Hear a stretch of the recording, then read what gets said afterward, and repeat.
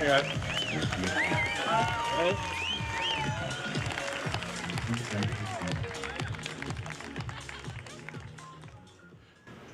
So what I'm going to go through tonight is the overall sort of path to making life multiplanetary. So we're doing a lot of good things at SpaceX. I mean, Starlink is incredible, providing connectivity throughout the world, and also, paying for a lot of what we're doing here. And Falcon 9 is the primary launch vehicle for Earth, just doing more non-SpaceX launches than anything else. And but Starship is Starship is the first design of a rocket that is actually capable of making life multiplanetary, where success is one of the possible outcomes. No rocket before this has had the potential to extend life to another planet. And I'll sort of wax esoteric here for a minute, because this may sound sort of unusual, but when you think about the question of where are the aliens, which I get asked a lot, this is like the Fermi paradox. Where are the aliens? And I've not seen any evidence that there are aliens on Earth. A lot of people think there are aliens on Earth, and I'm like, great, I'd like to meet one. For a while there, when I was getting my green card and everything, it said alien registration card. I'm like, okay. But this question of where are the aliens is, I think, a very profound one, because I'm aware of no evidence of aliens whatsoever, which means that I think we're probably alone. And if you look at the history of Earth, like how long has Earth been around? Assuming that physics is correct, the universe is about 13.8 billion years old. Earth is about 4.5 billion years old. When you think about how old is civilization, I think the right measuring point for civilization, in my view, or a good measuring point, would be the advent of writing. So the first writing is generally considered to be the ancient Sumerians. Where are they now? They died out, but about 5,500 years ago, it was archaic pre-cuneiform. In fact, I suggest it's like an interesting rabbit hole to read about the history of writing. So if you consider, say, like, okay, civilization, I think if you don't have writing, you kind of need writing for civilization. So it's only been around for like a little over 5,000 years out of 4.5 billion years that Earth has been around, and the 13.8 billion years of the universe. So all of human civilization is basically the blink of an eye. It's like just a fraction. It's nothing. And I think that probably means that consciousness is incredibly rare. And perhaps fleeting. It may not last for very long. Because otherwise I think we would have seen aliens, some kind of sign of aliens. I think the most likely explanation is that consciousness is so rare that and does that consciousness actually extend to another planet? Does that consciousness extend to another star system? I mean, ultimately, if we're able to become a spacefaring civilization, a multi-planet species, and ultimately a multi-stellar species, and go out there and explore all these star systems, I think we may find that there are many long-dead one-planet civilizations. And as you've heard me say before, we don't want to be one of those lame one-planet civilizations. I mean, we want to be a multi-planet civilization, ultimately be a multi-stellar civilization, be out there among the stars. Like, make science fiction not fiction forever. Kind of make Star Trek real. That's So that's why I think that there's a high urgency to making life multiplanetary. Because this is the first time in Earth's 4.5 billion year history that it's been possible to extend life or consciousness beyond Earth. And we've got to do that while civilization is still strong. So that's the overarching goal of the company, is extend life sustainably to another planet. Mars is the only option, really. And to do so, ideally before World War III or some kind of bad thing. The key thing is that we need enough people and enough tonnage on Mars such that Mars can survive and continue consciousness even if something were to happen to Earth. Now, I still think, well, obviously, I'm not talking about abandoning Earth or anything like that, and we want Earth to be as good as possible for as long as possible, but there are certain things that may be outside of our control. So we want to just get Mars to be a self-sustaining civilization as quickly as possible. And I think this can be done in around 20 years. So, and this giant Starship factory that we're building is obviously key to that. And the launch sites that we're building here and at the Cape and elsewhere in the future will be key to that. So let's just go through that. This is the final go, no go poll for Flight 3 of Starship. Avi 2. Go. Stage 1. Go. Stage 2. Go. Flight directors go for launch.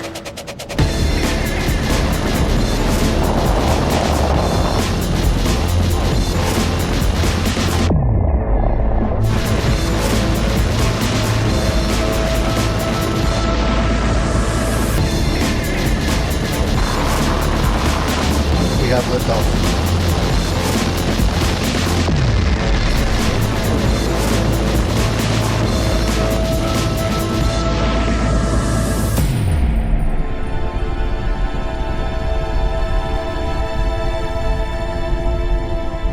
Vehicles pitching downrange.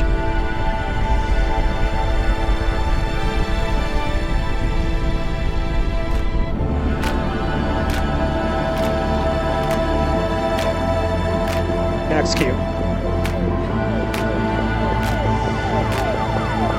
Vehicle supersonic.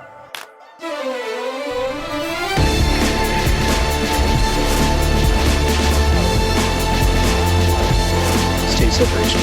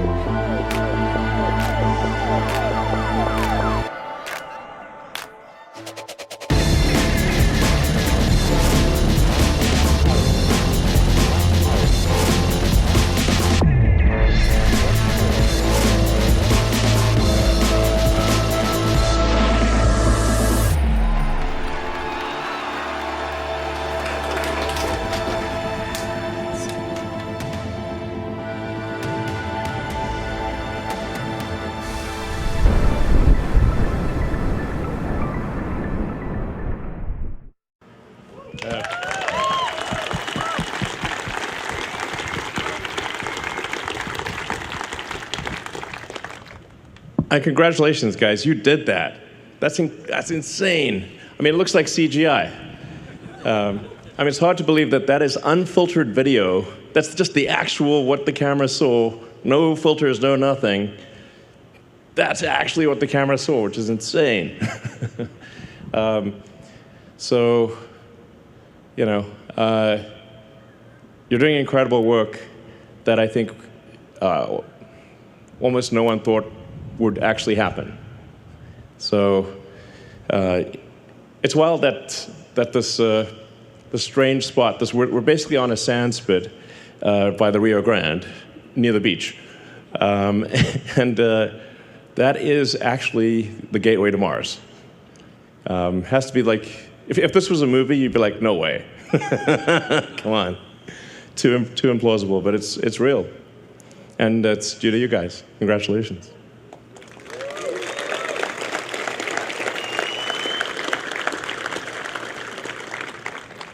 This is a side-by-side of the 3 flights. You can see how thruster weight improved significantly.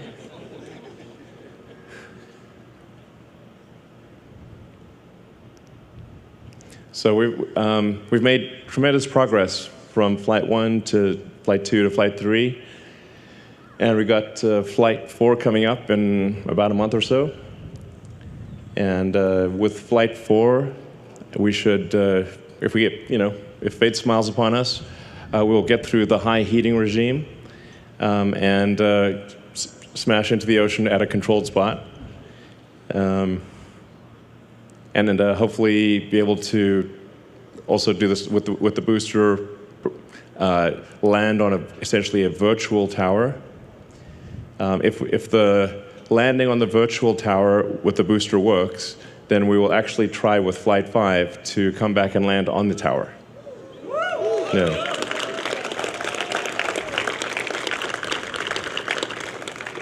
That's very much a success-oriented schedule, but it is in the realm of possibility. But I would say, like, the odds of us actually being able to catch the booster with the Mechazilla arms this year, I don't want to tempt fate, knock on wood, but I think the odds of actually catching the booster with the tower, probably like 80-90% this year, which is insane. Like, actually, when we first talked about it, it sounded so batshit crazy. We're going to have a giant, it's like literally bigger than Mechazilla from this movie, that you'd catch like the biggest flying object ever made with mechanical arms out of the air. But we're going to do it. So, yeah. It may not work, necessarily the first time, but it will work. So really, Starship is really the key to making life multiplanetary and preserving the light of consciousness. That's what it's all about. And it may end up being the most important thing that we ever do. I think that like the light of consciousness is like this tiny candle in a vast darkness, and that candle has only been lit for a very short time, and it could easily go out. So we obviously want to preserve the tiny light of consciousness on Earth, but extend it to Mars, and then ultimately to the rest of the solar system, and then start going to other star systems. And I won't be alive to see that, but unless I'm like frozen or something, I don't know. But I think at some point we will discover many civilizations that maybe lasted 1 million years, or 2 million years, or 10 million years. But a civilization that lasted 1 million years, which would be, vastly longer than our civilization has lasted. That's only the third decimal point, so like 13.8 billion something years. If your civilization lasts 1 million years, it's only goes, that third digit past the decimal point goes up 1, and that's 1 million years. So, I'd say, like, we should think of, like, how do we make civilization last 1 million years? We often get caught up in, like, the day-to-day things, but we want to have at least 1 million-year civilization, if not 100 million-year civilization, or 1 billion-year civilization.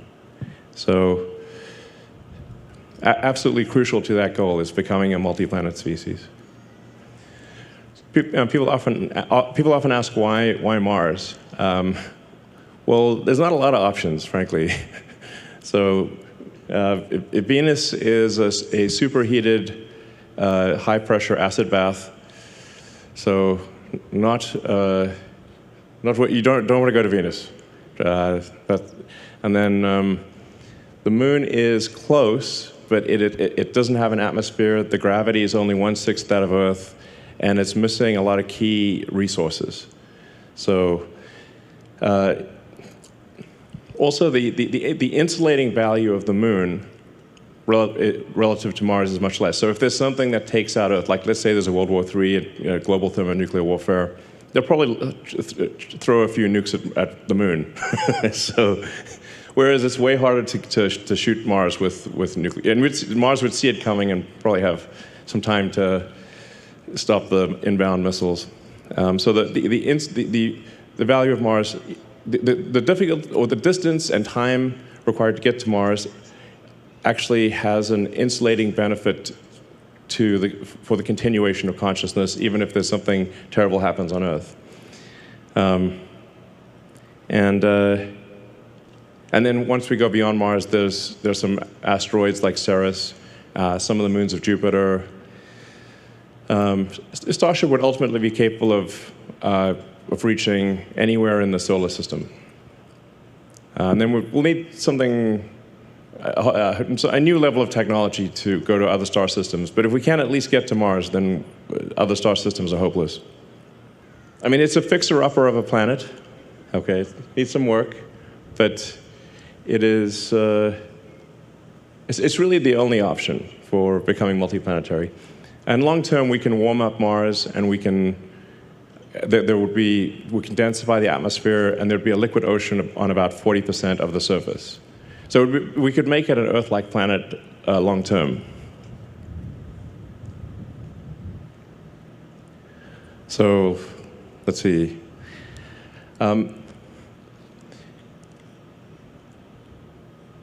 We've learned a tremendous amount from when we started the company, and at first we were unable to get even a small rocket to orbit, to now where we've done 327 successful launches. Almost 300 landings. In fact, give it a few weeks and we'll have done 300 landings. 261 reflights.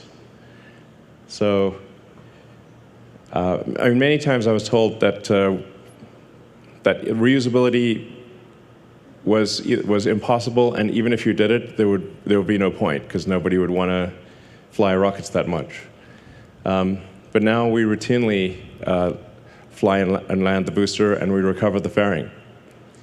So we've learned a tremendous amount from the Falcon program that is then feeding into the Starship program.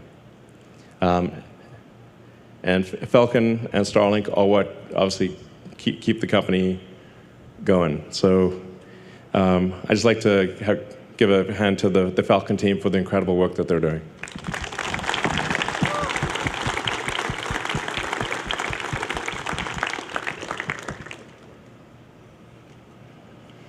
And then Dragon. Wow, 45 launches of Dragon. It's amazing. And we've flown 50 crew members to orbit, 46 to the space station. And everyone has come home safely, which is the most important thing. So, incredible work by the Dragon team. So let's give them a hand. That was, couldn't ask for a better outcome.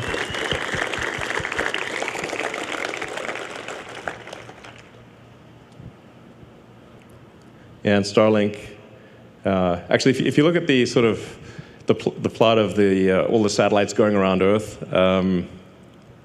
these look kind of scary, actually. But there's 6,000 satellites in operation, over 6,000, and 10,000 lasers, almost 3 million customers. So Starlink is doing a lot of good for people on Earth who either don't have internet access or it's very expensive, and so it's doing a lot of good, on Earth.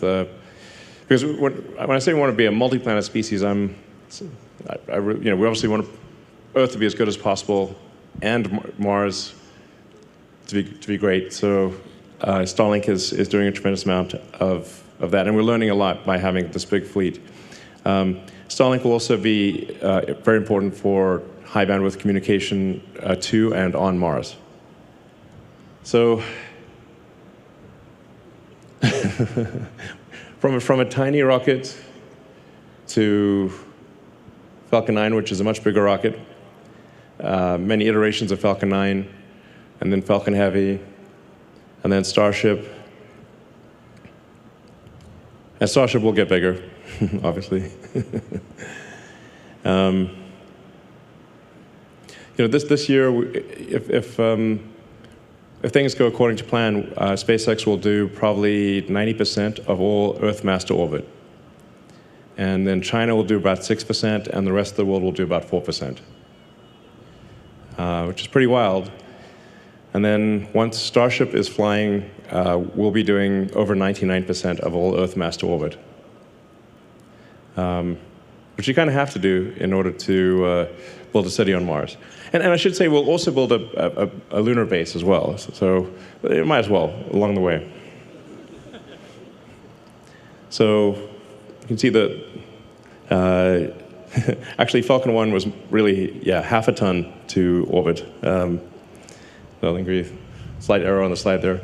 So Falcon 1 was about half a ton to orbit. Falcon 9, depending on in expendable mode, would do probably 25 tons to orbit. Falcon Heavy, probably 70. Anyway, these are just obviously rapidly increasing numbers. And Starship in its final configuration or its final form will probably do well over 200 tons to orbit with full reusability. And be able to fly multiple times a day. So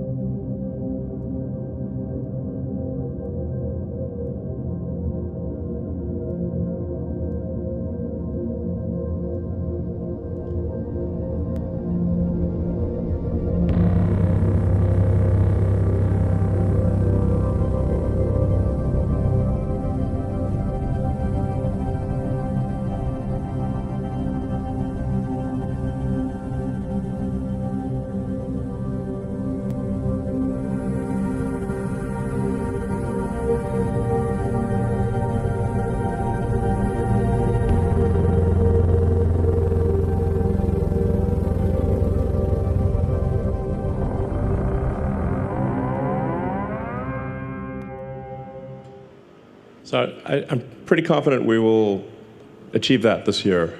Like I said, probably 80–90% this year.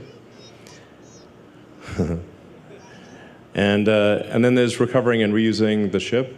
The ship will take longer.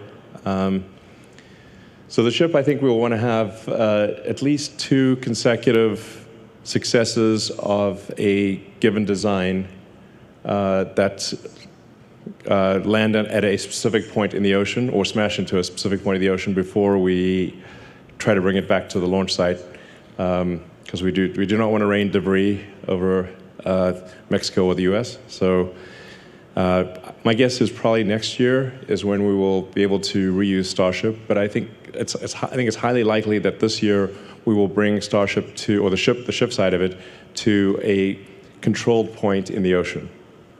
And have it basically land on a virtual tower somewhere in the Pacific or the Indian Ocean. And we've already proven that we can do the final phase of landing, so coming from sort of a belly-first position to rotating the ship and landing vertically. We proved that right here. So we just need to be confident that we can get through the high heating portion of the of reentry reliably, and then we will bring the ship back and it will land on the tower as well. And we're going to build more Mechazillas. So there's going to be 2 launch towers here, and then 2 launch towers at the Cape as well. So we'll have 4 launch towers for Starship, probably by sometime next year. So we're aiming to have the first Cape launch tower and launch system operational around the middle of next year.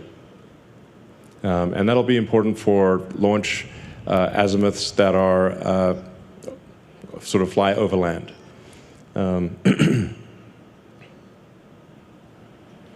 So I think what we should probably expect is that we do the kind of the development launches here, test anything new here, build the rockets, and then probably most of the operational launches would be from the Cape. So this year we're planning to build another roughly 6 boosters and ships, and that production rate will increase a lot next year. That's why we're building the giant factory. Ultimately, we'll need to build a lot more ships than boosters, especially for Mars, because it's you'll actually want to use the ship, take apart the ship and use it for raw materials on Mars, because the ship materials will be so valuable. Most of the ships you wouldn't want to bring back. You'd want to just use them for raw materials. Eventually, we will want to bring ships back, and I think we want to give people the option of coming back because they're more likely to want to go if there's some option of coming back.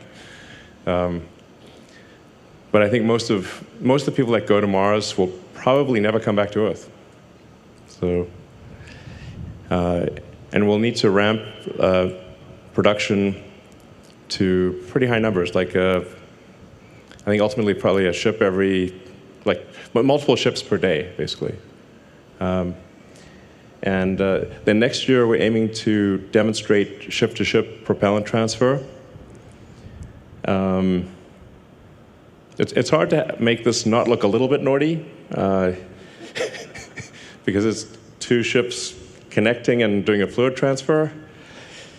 It's just what it is. But this is actually a very important step on going to Mars, because you need to get the ship to orbit and then do orbital refilling, kind of like aerial refueling, and that's really you'll need about 5 or 6 refilling missions for every 1 mission that goes to Mars. So roughly 5 to 1. So, and this will also be very important for the Artemis program for the NASA to get back to the moon. So we'll want to have a ship that is, well, it's going to be a specialized ship for the moon, like this. So the moon, obviously, there's no mechazilla, so we need landing legs. And you don't need a heat shield, and you don't need flaps, because there's no atmosphere. So the moon ship would be specialized. And now ultimately, I think we want to build a moon base Alpha, and have a permanently occupied base on the moon. Like, that would be super exciting. And so you'd have a bunch of ships that are specialized for going to and from the moon, but they never come back to, they never land back on Earth. They just would dock with propellant tankers to get orbital refilling. So in terms of performance, we've made dramatic progress on every level for Starship. It's remarkable that you can see the Raptor engines and how it has evolved from, optimistically 185 tons to 280, and I think ultimately the booster engines will aim to get the booster engines over 330 tons of thrust, which would mean 10,000 tons of total thrust at liftoff. So, and then the Raptor 3 also will not need a heat shield.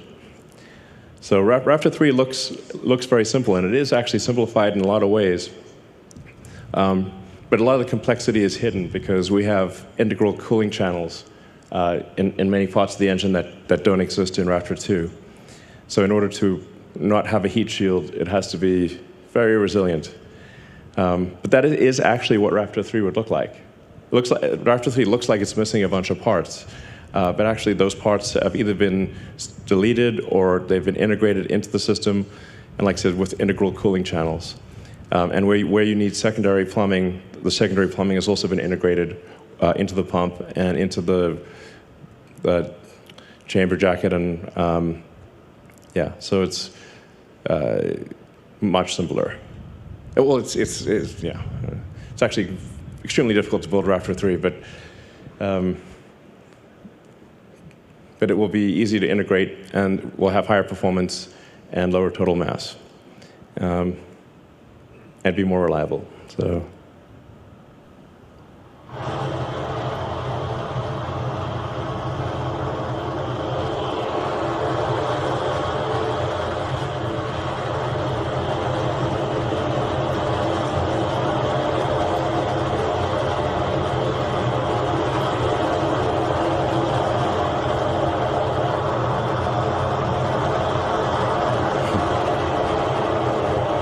That can go on for a while.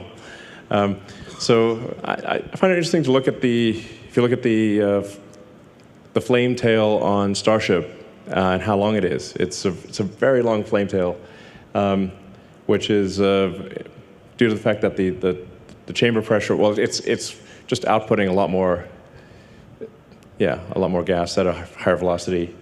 But I think the flame tail is like maybe 1,000 feet long. It's like more than twice the length of the rocket. And that will actually get, as we increase the thrust, that will get longer. So, yeah. And inevitably, the rocket grows in height. So Starship 2, we're aiming for, currently Flight 3 would be around 40 or 50 tons to orbit. So the current design, Starship 2 will be over 100 tons, and then Starship 3 will be over 200 tons. Yeah, it's going from around 7,000 tons thrust to over 8,000. But I think we'll end up ultimately with more than 10,000 tons of thrust, probably 7,000 or 8,000 tons of liftoff mass, and at least 10 meters taller. We'll see. Tends to grow.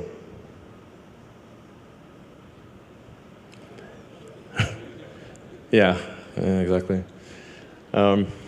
So it probably grows a bit more than that, even, really. So if you look at Falcon 9, we're not going to do the length to diameter of Falcon 9. That would be crazy. But Falcon 9 is a very long rocket. So I suspect it'll probably get a bit longer than this. But at 200 tons per flight, fully reusable, that is pretty incredible. And yeah, this will be on the order of 500 feet tall. And then there's thousands of design improvements here. So, I mean, I think maybe one of the most profound things is Starship 3 will cost less per flight than Falcon 1. So that's the difference between if you've got a fully reusable rocket or an expendable rocket. The fully reusable rocket with low-cost propellant and autogenous pressurization actually costs less than a tiny expendable rocket. So, and it'll do, like I said, Falcon 1 is about half a ton to orbit. The Starship 3 will be 400 times more payload for less than the cost of a Falcon 1. Ultimately, I think we might be able to get the cost per flight to Earth orbit down around $2 million or $3 million. So these are sort of unthinkable numbers from the, nobody ever thought that this was possible, but we're not breaking any physics to achieve this. So this is within the bound, without breaking physics, we can do this. So the Mars missions are 2 years apart, or 26 months. If you look closely at the Starlink router, you see the Hohmann transfer from Earth orbit to Mars orbit. And that's basically to say to people, the Starlink system that you're buying is helping get humanity to Mars. I think it's pretty cool. So roughly every 2 years, thousands of ships would depart from Earth to Mars. It would look like Battlestar Galactica, but in a good way, you know. Hopefully without being chased by the Cylons. But it would be an incredible thing to see these thousands of ships departing every 26 months for Mars. What this diagram is basically saying is that for getting to Mars, we would essentially create a kind of a propellant depot ship. The propellant depot would look more like a hot dog than like a sphere. It's really just a long ship with a lot of insulation. And we'd fill that ship up, and then shortly before, or as they're going to Mars, the ships would take off with, I don't know, a couple hundred tons of payload from Earth, reach orbit with almost no propellant, and then get refilled by the tanker, and then go to Mars and go all the way to Mars with over 200 tons of useful payload. Then on Mars, in the beginning, we would simply reuse the ship materials, so most of the ships wouldn't come back, but then over time, you'd want to bring the ships back so you could reuse them. And for that, we would need to create methane, CH4, and oxygen, O2 on Mars, which you can do with H2O and CO2. So the atmosphere is CO2, and there's plenty of water ice, H2O. And so it's kind of like tailor-made for, well, actually, the reason we have a methane oxygen system is because you can make methane and oxygen on Mars fairly easily, like just not a total walk in the park, but the ingredients are readily available to create methane and oxygen on Mars. So you build a propellant depot and bring the ships back and build out, as quickly as possible, a self-sustaining civilization on Mars. And we want to get the cost of going to Mars such that almost anyone could afford it. So, like if somebody were to just work hard on Earth, save up, and that they'd be able to go to Mars. So it's like anyone, ideally, almost anyone could go to Mars. And I think you'll see a lot of governments also sponsor people, and ultimately we'll want to get. So there's kind of an optimal landing zone on Mars where you have resources. So you've got access to water or frozen water. That you're not too close to the poles, so you can use solar power. It would be nice to use nuclear. I don't know if we'll get the approval, but nuclear would be very handy on Mars because you can use the heat and you can generate electricity. So, and then you kind of want to be about 2 kilometers below sea level. So if Mars did have an ocean, you'd actually be quite deep in the ocean, at least at first. Yeah, so let's see. That's Mars, kind of want to land about halfway between the pole and the equator, in a kind of a deep area of Mars. The deeper it is, the more you can use the atmosphere to brake, and the atmospheric density is higher. So these are all the things that would have to be developed. Sometimes people ask me, are we developing these things? I'm like, not yet, because this is the cart, and we need the horse first. So the rocket is the horse, and then this is the cart.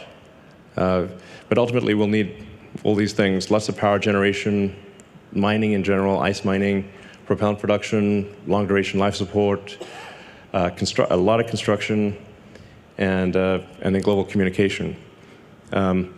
So I think this would open up a lot of opportunities for entrepreneurs that want to create things on Mars, whether that is a propellant. Well, I think we'll have to do the propellant depot, but whether it's like iron ore refining or a pizza joint or a bar, there'll be an opportunity to do all the things that we like on Earth on Mars. Like a Mars bar would be, yeah. Great. So I think probably a rough order of magnitude guess for what you need, how many people do you need for a self-sustaining city is about 1 million, and several million tons of cargo. So, yeah. which we can do, and we can do this in 20 years. But like I said, in order for it to be self-sustaining, you actually need the entire base of industry. You can't be missing any element. So that's really what's going to take a while is, do you have everything you need to survive on Mars? At that point, the future of consciousness is assured. So if you do 10 launches a day at 200 tons per launch, 1.5 million tons to LEO per opportunity, you net that out to 250,000 tons to Mars per opportunity. So that means you can get to 1 million tons in about 8 years, since the opportunities are 2 years apart. So I think this is pretty doable, and I'm like, we're actually going to do this. Are we? Well, we are actually going to do it, which is insane to think. So millions of tons to Mars. Yeah. Wild. And we're going to build a lot of vehicles. So, yeah, several thousand vehicles per year is what we'll need. Which really quite doable, actually. It sounds like a lot, but it's very doable. Yeah, if you compare it to sort of car production, it's a small number. Of course, this is much bigger than a car, but even if you look at the total tonnage, it's still very doable to build several thousand vehicles a year. So that's what we need to do, and we're going to do it. And then long term, we'll probably have some offshore launch sites.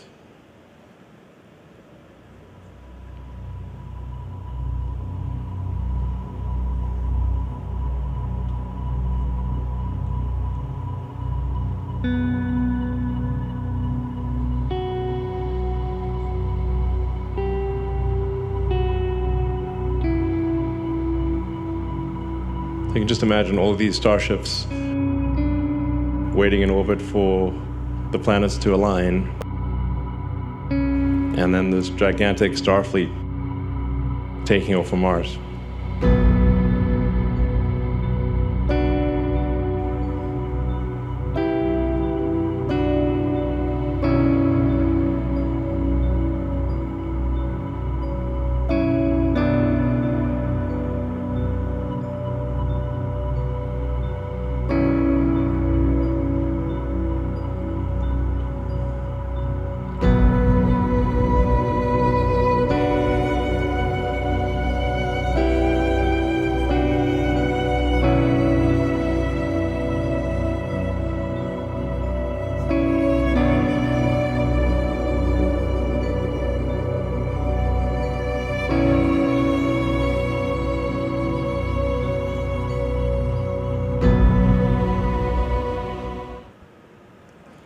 All right, so we're actually going to do this.